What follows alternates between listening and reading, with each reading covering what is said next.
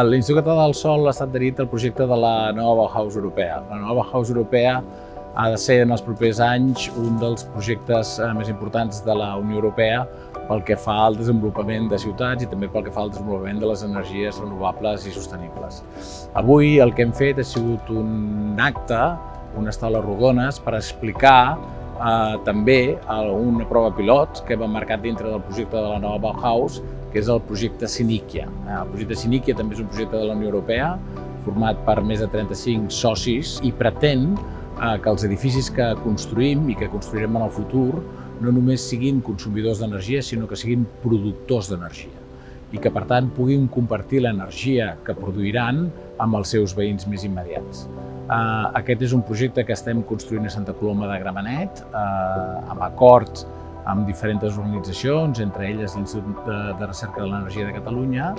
i avui hem discutit quins són els problemes que ens hem trobat en aquesta prova pilot,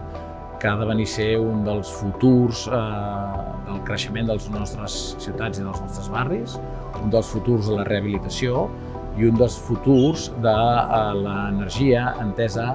com un bé comú que haurem de compartir en els propers anys.